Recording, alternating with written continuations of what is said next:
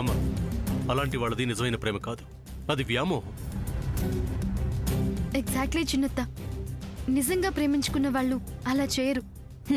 ఎంత మనసు విరిగిపోతే కన్న కూతుర్ని పట్టుకొని మా దృష్టిలో చచ్చిపోయా ఉంటుందా తల్లి?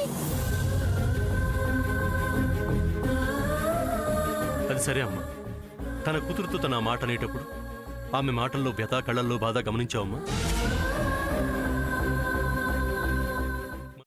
పెద్దబాబుకు బర్త్డే విషెస్ చెప్పు కూడా వెళ్ళాం కదా.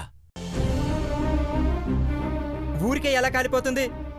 మంట పెడితేనో పడితేనో తగలబడుతుంది.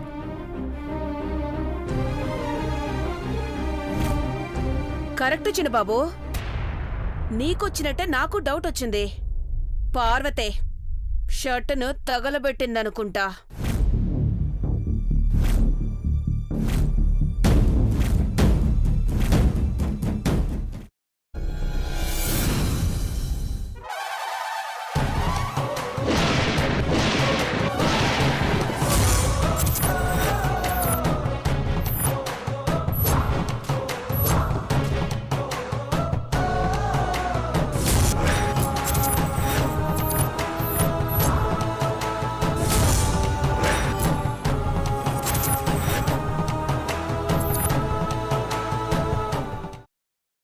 తర్వాత పొట్టు తీసేసి చాప్ చేసి పక్కన పెట్టుకోవాలి.